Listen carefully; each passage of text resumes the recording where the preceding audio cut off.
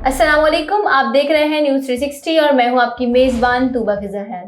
मुल्क भर में इस वक्त फेस्टिवल्स की बहार आ गई है। कराची से लेकर लाहौर तक फेस्टिवल्स हम देख रहे हैं कि हो रहे हैं, लोग एंजॉय कर रहे हैं। और जब कोई फेस्टिवल स्टार्ट होता है तो ऑफ कोर्स उसकी हाइप बन जाती है और लोग, क्योंकि ये सोशल मीडिया का ज़माना है, तो फेसबुक पर या दीगर जो सोशल मीडिया ऐप्स हैं वहाँ पर इस बात की निशानदेही करते हैं कि ये फेस्टिवल होने वाला है, हम जा रहे हैं और कौन कौन इस फेस्टिवल में शरीक हो रहा है। फेस्टिवल कितना कामयाब होता है ये हमें उस फेस्टिवल के सोशल मीडिया के पोस्ट से ही पता चल जाता है। मगर कुछ फेस्टिवल्स ऐसे होते हैं जिनका लोग साल हर साल इंतज़ार करते हैं और पूरे तरीके से पुरजोश होते हैं, अपनी पूरी ड्रेसिंग करते हैं, उस हिसाब से पूरा ड्रेसअप होते हैं और फेस्टिवल्स में जाते हैं।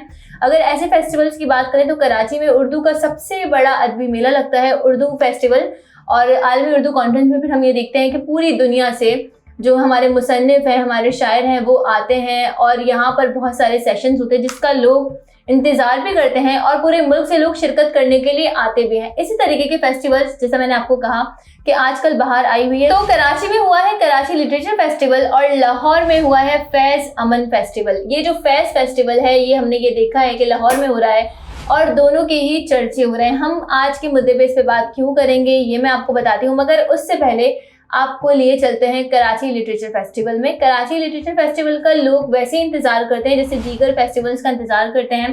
कराची में बहुत सारे फेस्टिवल्स हो रहे होते हैं, मगर कुछ फेस्टिवल्स ऐसे होते हैं जिनका वेन्यू एक ही होता है और सबको पता होता है कि ये फेस्टिवल इसी वेन्यू पर होगा और इस फेस्टिवल में हमें कुछ ऐसी चीज़ें सुनने को मिलेंगी और कुछ ऐसी चीज़ें जानने को मिलेंगी जो हम नहीं जानते। और फिर ये फॉरम्स जो होते हैं फेस्टिवल्स के, यहाँ पर जो सेशंस होते हैं, जो वर्कशॉप्स होती हैं, जो ये कहें कि आपके सेशंस चल रहे होते हैं, वो ओपन फॉर ऑल होते हैं, यानी कि पब्लिक की जानिब से भी सवालात लिए जाते हैं जिसका जवाब दिया जाता है उन तमाम मेहमानों की जानिब से जो उस सेशन को लीड कर रहे होते हैं और उस सेशन में बैठे होते हैं। सो यहाँ पर लोग इस बात को बहुत ज़्यादा अप्रिशिएट करते हैं कि अवाम के सवालात को लिया जाता है और अवाम के सवालात का जवाब भी दिया जाता है, क्योंकि ये बहुत मुश्किल होता है। अगर हम नॉर्मली बात करें तो सोशल मीडिया पर जो लाइव सेशंस चल रहे होते हैं बहुत सारे, हम ये देख रहे हैं कि इंस्टाग्राम लाइव, और कोविड के बाद से तो ये चीज़ बहुत ज़्यादा हाइप पकड़ गई कि लोग अपने फैंस से, अपने चाहने वालों से कनेक्ट रहने के लिए सोशल मीडिया का सहारा ले रहे थे और लेते भी हैं, आज तक भी लेते हैं। और उस दौरान तो क्योंकि आवाम से डायरेक्टली रब्ता मुमकिन नहीं था और लोगों की इंगेजमेंट एक दूसरे के साथ नहीं हो पा रही थी, तो सोशल मीडिया बना था हथियार एक दूसरे को जोड़ने का। इस तरीके से सोशल मीडिया पर जो हम ये देखते हैं, फेसबुक लाइव हो गई, इंस्टाग्राम लाइव हो गई, अब तो ट्विटर पे भी लाइव का एक सेशन शुरू होता है।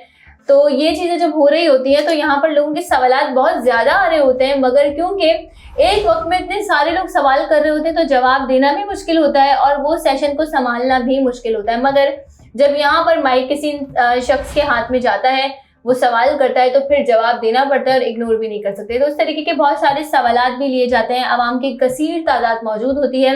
इन फेस्टिवल्स की खास बात ये होती है कि यहाँ पर बच्चों के लिए भी सेशंस होते हैं, बड़ों के लिए भी होते हैं, नौजवानों के लिए भी होते हैं, मुशायरा होता है, कॉन्सर्ट होता है, कवाली होती है, हर तरीके का, मतलब हर बंदे जिसका जो ज़ौक है वो उस हिसाब से जाकर फुल एंजॉय करता है और ख़ाली हाथ वापस नहीं आता। अपने साथ बहुत सारी चीज़ें, बहुत सारी ऐसी बातें लेकर आता है जो उसकी ज़िंदगी में आगे काम आने वाली हैं या उसको बहुत हेल्पफुल भी रहेंगी। सो जर्नलिज्म के सेशन हो, आर्ट के सेशन हो, हमारे यहाँ पर कहें कि फिल्म मेकिंग के सेशन हो, सारे सेशंस ये हो रहे होते हैं। कराची लिटरेचर फेस्टिवल के बारे में ये कहा जा रहा है कि ये जो फेस्टिवल हुआ है इस बार इसका मयार वो नहीं था जो कि होना चाहिए। लिटरेचर अगर इसका नाम रखा गया है तो इसका तमाम तर सेशंस ऐसे होने चाहिए थे, प्रोग्राम्स ऐसे होने चाहिए थे जो लिटरेचर की अक्कासी करते हों। लोग सोशल मीडिया पर ये बहस कर रहे हैं कि ये कराची लिटरेचर फेस्टिवल है या कराची ईट फेस्टिवल है या ये कराची का इलीट फेस्टिवल है, क्योंकि यहाँ पर हमें कोई ऐसी चीज़ नहीं देखने को मिली। हम अगर सोशल मीडिया की बात करें तो मैं आपको बताती हूँ, एक सारिफ है वो लिखते हैं, ये जो सेशन था ये था हम संगीन मजाक की लपेट में हैं। और इस पर ये जो सारिफ हैं ये निशानदेही कर रहे हैं, इस जो भी सेशन था इसके जो मॉडरेटर थे उनके हवाले से। वो कह रहे हैं कि हम संगीन जहालत की लपेट में हैं। अगर लिटरेचर फेस्टिवल में ऐसे मॉडरेटर होंगे तो ज़राए करम इस फेस्टिवल को लिटरेचर कहने से पहले नजरसानी ज़रूर कीजिएगा। इंतजामिया को चाहिए कि वो ऐसे अनपढ़ को मॉडरेटर बनाने से कबल इसको आगाही कर दें कि सेशन किस नौइयत का है। मौसूफ की जहालत इनकी इब्तिदाई गुफ्तगू से ही जाहिर हुई। जब आप अपने बड़ों की इज्जत नहीं कर सकते तो इनको लिटरेचर फेस्टिवल में किसी मनसब पर फाइज भी मत किया कीजिए।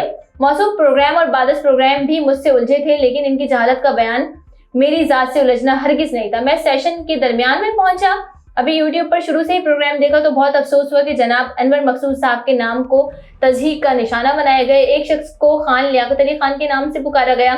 इंतजामिया से गुजारिश है कि किसी ऐसे मॉडरेटर के मनसब पर किसी को ऐसे को फाइज मत कीजिएगा जिसको ना उर्दू की तमीज़ हो ना अदब की।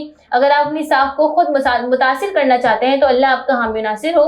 इस सेशन की मॉडरेटर को कम से कम लिटरेचर के मायने ही बता दें कि अगर फेस्टिवल में शिरकत की बुनियादी वजह सिर्फ शोहरत है तो मेरा ये दिल ये पुकारे आजा वाली लड़की को भी लिटरेचर के नाम पर नचा दें। फेस्टिवल पर तनकीद नहीं की, लेकिन इस सेशन के अनपढ़ मॉडरेटर को लिटरेचर के मायने ज़रूर बता दीजिएगा। यहाँ पर ये हो रहा है कि जो हमारे यहाँ पर मॉडरेटर्स हैं, ऐसे लोगों को मुंतखब करना चाहिए जिनका उर्दू से वास्ता हो, राब्ता हो, जिन्हें पता हो कि भाई आपके सेशन में जो मेहमान आ रहे हैं उनको किस तरीके से उन्हें इज्जत देनी है, उनसे किस तरीके से बात करनी है। और हंसी मजाक तो जाहिर है इस फेस्टिवल का कोई भी मकसद नहीं होता।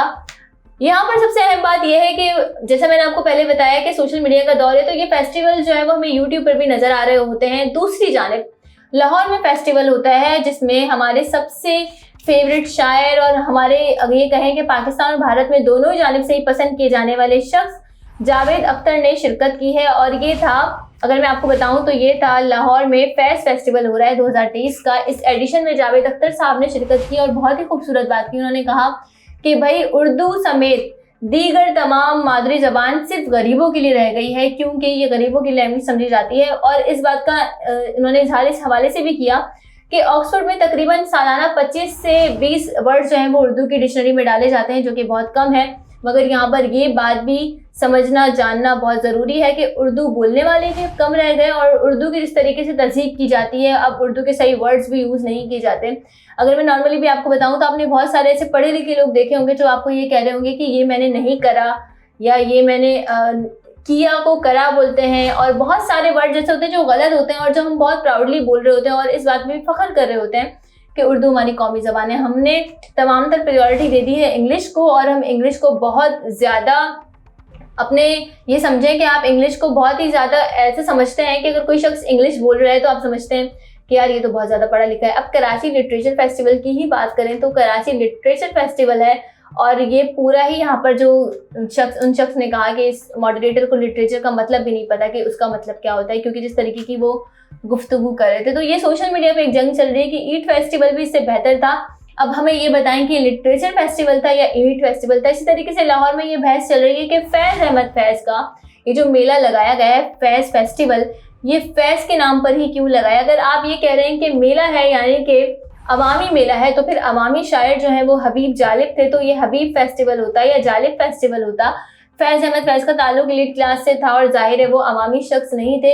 हबीब जालिब को ये भी लक़ब हासिल है कि वो अवामी शायर हैं, तो हबीब जालिब पे होना चाहिए था। अब यहाँ पर हमारा टेक इस पूरे मामले पर यह है कि फेस्टिवल्स होते हैं और अगर फेस्टिवल किसी शायर पे हो रहे हैं, फैज़ अहमद फैज़ की कॉन्ट्रीब्यूशन कम नहीं है, तो यहाँ पर इस बात को तनकीद का निशाना बनाने के बजाय कि फैज़ फेस्टिवल क्यों, जालिब फेस्टिवल क्यों नहीं और इसका नाम मुंतकिल करके आप जालिब फेस्टिवल तो नहीं, आप यहाँ पर ये कह सकते हैं कि फैज़ फेस्टिवल के साथ साथ जालिब का फेस्टिवल भी होना चाहिए और ऐसा भी हो सकता है। तो सबसे पहली बात तो यह है कि अगर फेस्टिवल्स हो रहे हैं उनको अप्रिशिएट करना चाहिए, मगर इंतज़ामिया को चाहिए कि वो सिलेक्ट करते हुए मॉडरेटर्स को, मेहमानों को इस बात का पूरा ख्याल रखें कि वो जिन लोगों को बुला रहे हैं आया कि वो इस मनसब पे बैठने के काबिल हैं या नहीं। क्योंकि ये जो फेस्टिवल्स होते हैं, लिटरेचर फेस्टिवल हो गए, उर्दू अदबी मेला हो गया या उर्दू कॉन्फ्रेंस हो गया, फैज़ फेस्टिवल हो गया, इन तमाम फेस्टिवल्स में जाहिर है वही लोग शरीक करते हैं जिनका ज़बान से लगाव है, उर्दू ज़बान से लगाव है, लिटरेचर से लगाव है, अदब से ताल्लुक़ है। तो उनके दिल पे ये बात बहुत ज़्यादा गिरा गुजरती है कि अगर इस तरह के कोई भी मामलात होते हैं तो यहाँ पर इस चीज़ का बहुत ज़्यादा ख्याल रखना चाहिए। आप अपनी राय हमें कमेंट के थ्रू ज़रूर बताइएगा कि आप इन तमाम मामलात पर क्या सोचते हैं, आपको आज का प्रोग्राम कैसे लगा ये भी हमें ज़रूर बताइएगा। इसी के साथ वीडियो को लाइक कर दें, हमारे चैनल को सब्सक्राइब कर दें, वीडियो को शेयर करना हरगिज़ ना भूलिएगा और मुझे दीजिए इजाज़त। मिलते हैं अगले प्रोग्राम में इंशाल्लाह अल्लाह ने के बाद।